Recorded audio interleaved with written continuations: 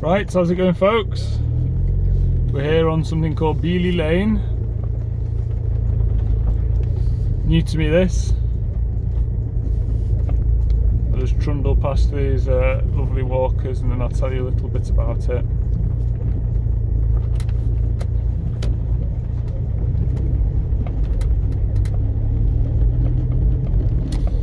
So, I was just on my way back from Chesterfield. And if you follow the channel for any length of time, you'll know that's sort of my style. I'll just be like, oh, I was just passing such and such. And it makes me try new things. So just pass through new areas and be like, oh, I'll just try that. And I sort of enjoy that. I sort of enjoy trying new things. I sort of enjoy passing new areas. And I sort of enjoy trying lanes that are like unfamiliar. Yeah, maybe lanes that don't get a huge amount of discussion. You know, it's not Strata, Florida, it's not Horseshoe, not Nancy Mock, it's just some random lane in the middle of nowhere. Please proceed with care. Code of respect, I'm just going to read this. Maximum speed 5 miles an hour. Groups of 5 or fewer. Cool. Nice, they've got those little warning signs out saying stuff like that, you know, telling people there is a code of respect. You are allowed here, but just use caution. So far, some nice puddles. Seems hard under track, not muddy. Hard pack, which is fab.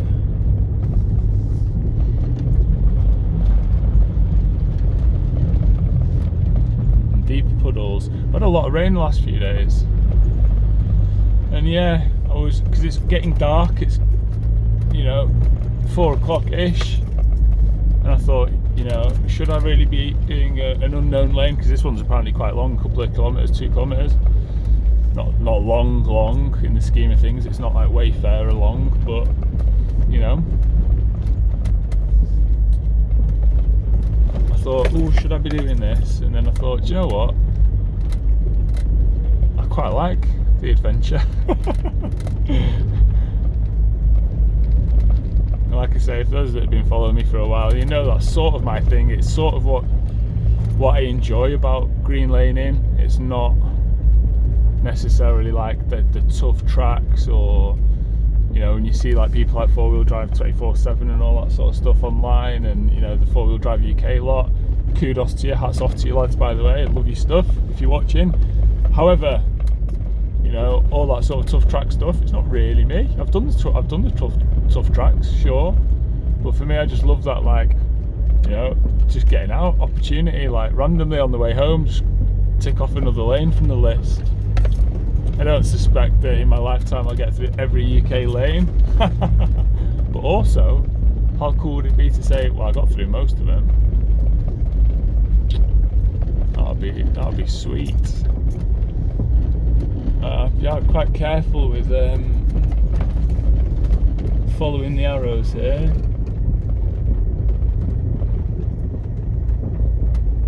Almost certainly not up that way. No bikes. Yeah, if there's not even bikes allowed up there, then it must be this way. There was a few warnings on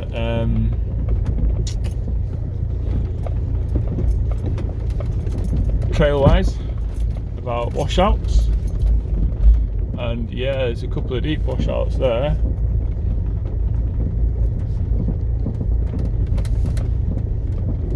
However, looks fairly straightforward. There's a couple of people on that hill just up to the right that are curious as to what I'm doing.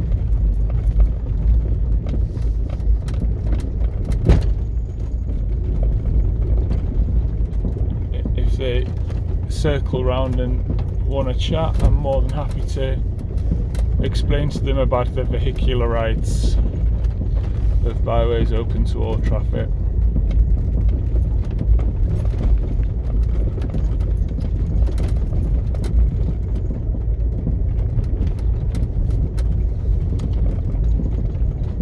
But again, as I am on my own, if I see anything that looks overly challenging, I'll just reverse out.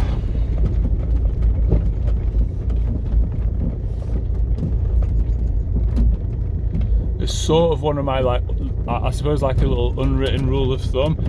If I see something that I couldn't reverse out over, I'll stop and I'll have a little bit of a walk. Or if it's too narrow to do a 3-point turn, I'll stop and have a little bit of a walk. As a lot of the comments on Trailwise said, easy lane in both directions, only 1 or 2 minor washouts. I'm not too fussed, but for those of you that are new to laning, that's a good tip. You know, if you come to an obstacle and you think, could I get over this in both directions? If you're struggling to answer that question, stop and get out for a walk. Because you never know. I've been in that situation where I've turned a corner because I've not been for a walk, and I've been faced with washouts that are 2.5 foot deep. Like, even if you had 40 inch tyres, you would have struggled with them. And I've been on a hill so steep that I'm sort of like parked with handbrake on in gear to stop myself rolling, and even then being like a little bit slippy, and it's like proper ropey. And you think, I've got no business here, but I can't turn around. Yeah. I forget the name of that lane that I did that, and it was near, for those of you that know, near like the Oldham Diggle area, there's a lane, I'm sure it's called Pig Lane or something like that. I can't remember. But you turn a corner and it's proper deep, and it's like some of the washouts are so steep, so rutted, absolutely horrendous, and you just think, man, I got no chance of getting through this unless I like basically like really commit. And I'm glad I turned onto that going downhill, not uphill, because if I turned onto it uphill, I just wouldn't have had any chance. You know, I'm always ranting and raving about the capabilities of Freelanders, but at the same time, I also know the limits. And 2.5, 3 foot big washouts are definitely past his limits, bless him. So beyond the limits of most, to be fair. I think you need like a little Jimny on, you know, 37s or 40s, something really short wheelbase and really big tyres, big lift. Or like a disco with a 5-inch lift and 37s to be able to tackle it. So yeah, when I found myself in that situation and then basically only made it through by skin of my teeth, I did both drop links that trip. I put a massive dent in the under chassis, and I basically I can't even believe I got home on my own steam, to be honest. So ever since then, I sort of instigated that rule of, if it's too steep or too narrow to do a 3-point turn, stop and walk and have a look.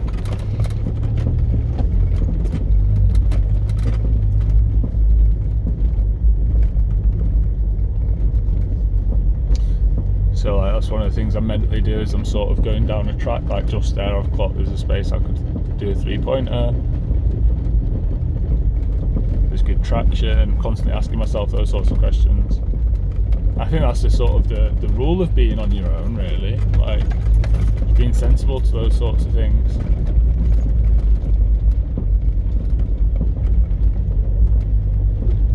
A lot of people are like, "Oh, aren't you worried going out on your own?" I'm like, yeah, I am actually. I'm gonna be honest. Yeah, I am. It's sort of where the fun is. Sort of where the fun is. A couple of big ruts here. I'm just gonna slow down a tad. I'm gonna take the sensible line. I don't know if the camera picked that up then, but that was a big old camber.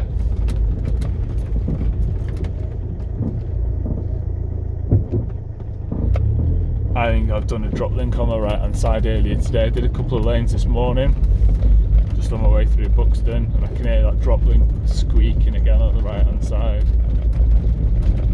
Oh. Squeak, squeak, squeak, squeak.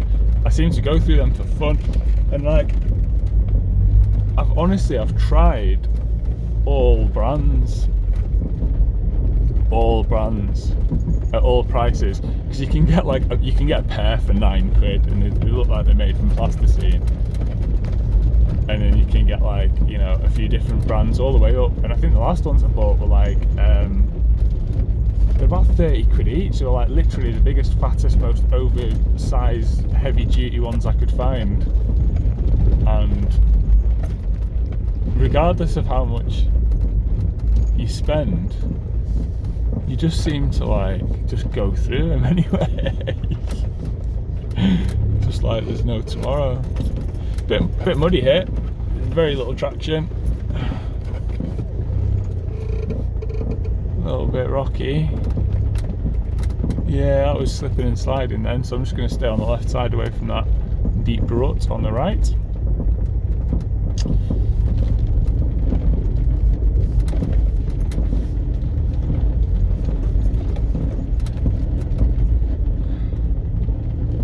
In terms of traction, I do, when I'm out on my own, I don't always do this, but most of the time, like I've got my recovery boards in the boot, and they have rescued me once. I have had to do like a little recovery once with the rescue boards, with the traction boards rather, and thankfully it was a little bit like similar to this, to be fair.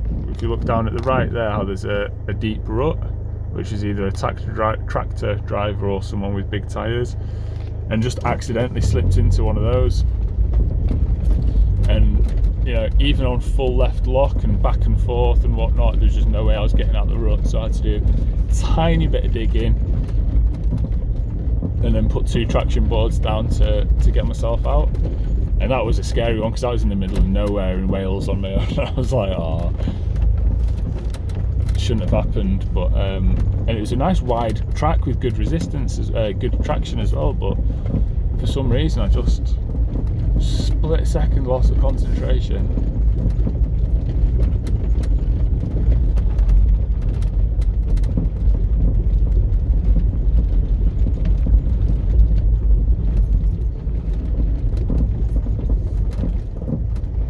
Caution, children, animal, tractors, please drive slowly. Of course I will, they always do.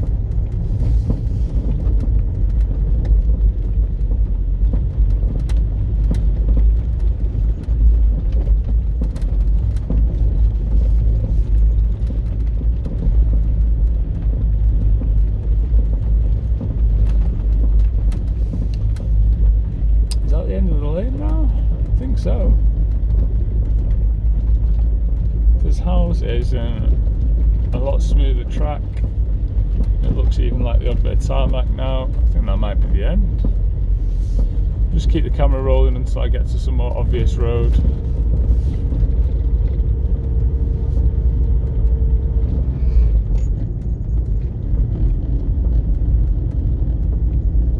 God, that's a lovely house. Whoever owns that, all credits here. Lovely job. Well kept, gorgeous.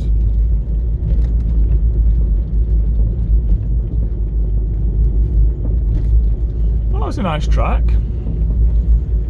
I'd like to do that in the opposite direction at some point. I'm not going to go back and do it now, it's late. I'm tired, I've got work to do.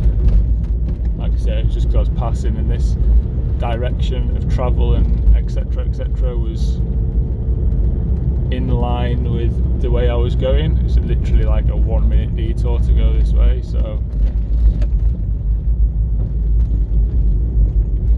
that's that. Thank you everybody for watching, I appreciate you, and I just want to sort of have a little bit of a dialogue on other 4-wheel drive channels. And you know, I'm not massive in the 4-wheel drive community, but one thing I always try and do is to support other people. You'll see me cropping up on various people's pages, like Alex from Project Freelander. Kudos to yourself, mate. You're always tinkering away, and I've got much respect for the effort you put into sort of building up your Freelander and whatnot. And yeah, I always try and sort of show everybody a bit of support. So if you're watching this, please give us a like, comment and subscribe. It helps me keep the channel going, gives me a little bit of energy and enthusiasm for doing more. And I'll catch you later. Take care.